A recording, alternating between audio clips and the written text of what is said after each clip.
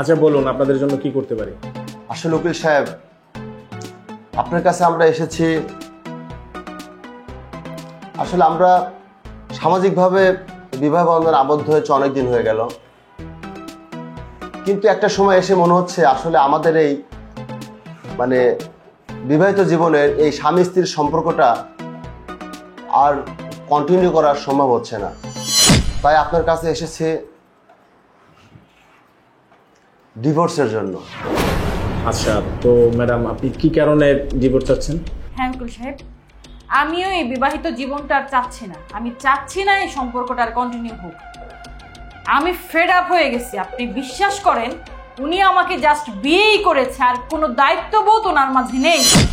উনি রাতের পর রাত বাইরে কাটায়, দিনের পর দিন বাইরে কাটায়। আমাকে তাহলে কেন বিয়ে করছে বলেন তো? চুপ করো। দেখেছেন উকিল সাহেব, আপনার সামনে ও আমার হাজারটা নেগেটিভ বিষয় তুলে ধরছে। তুমি চুপ করো। আরো বলছি শুনেন উকিল সাহেব, এখন যদি ওনার ফোনটা আপনার হাতে দেই, আপনি দেখতে পারবেন ওনার ফোন গ্যালারির মধ্যে শুধু মেয়েদের ছবি, বউয়ের একটা ছবিও নেই। তাহলে আমি বৈধভাবে বউ হয়ে কি করলাম?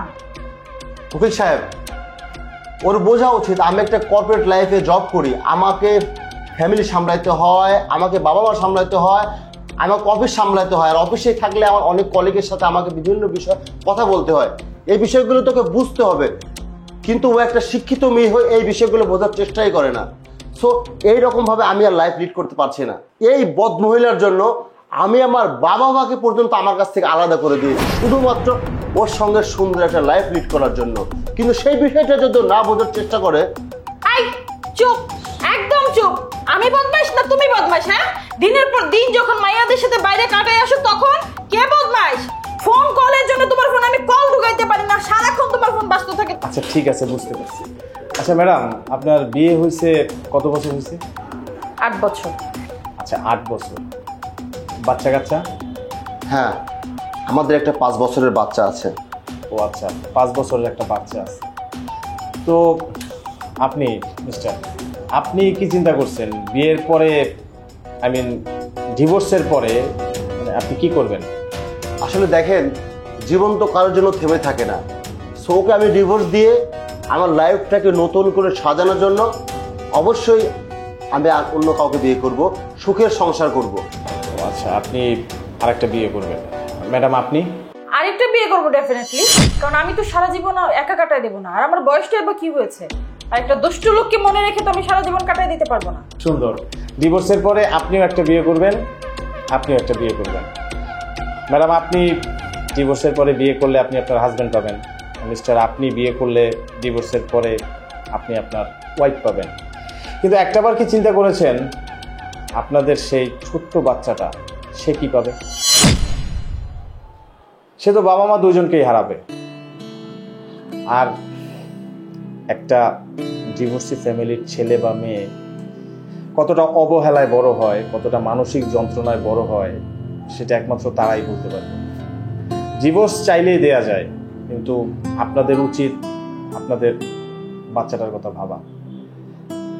দেখুন, এমনও তো হইতে পারে আপনারা ডিভোর্সের পরে দুইজন বিয়ে করে আলাদা হয়ে গেলেন, বাচ্চাটা কয়দিন আপনার কাছে কয়দিন আপনার কাছে থাকলো, আপনার হাজব্যান্ড ওর সাথে খারাপ ব্যবহার করলো, আপনার ওয়াইফ ওর সাথে খারাপ ব্যবহার করলো।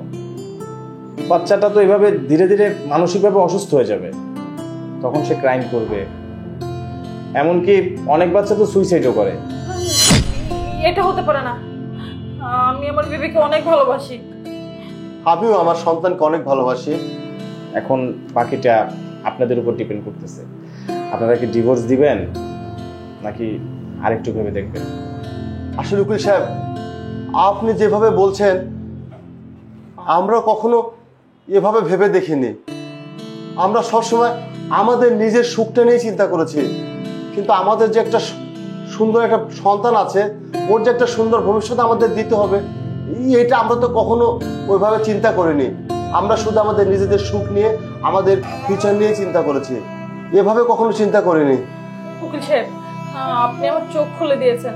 আমরা এতদিন অন্ধ ছিলাম, আমরা আসলে এইভাবে চিন্তা করি নাই। এই ঠিকই তো বলেছে উনি, আমাদের বেবিরও তো একটা ভবিষ্যৎ আছে, তাই না? বলো, আমরা ডিভোর্স চাই না। এই তুমি চাচ্ছো? বলো। না উকিল সাহেব, আমিও আর ডিভোর্স চাই না।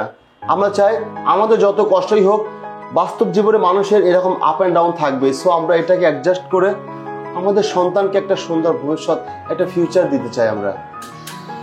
না, আসলে এটা আমার কৃতিত্ব কিছুই নেই। আপনারা সিদ্ধান্ত নিয়েছিলেন যে আপনারা ডিভোর্স দিবেন, কিন্তু আপনারা যদি মানে আমি বোঝানোর আগেই আপনারা যদি নিজেরা বসে একটু চিন্তা করতেন আপনাদের বাচ্চাটার ফিউচার নিয়ে, তাহলে হয়তোবা আপনাদের আমার পর্যন্ত আসতে হতো না। ভালো থাকবেন। আসসালামু আলাইকুম। চলো বাসায় যাই, বাসায় বাবু একা, চলো তাড়াতাড়ি চলো।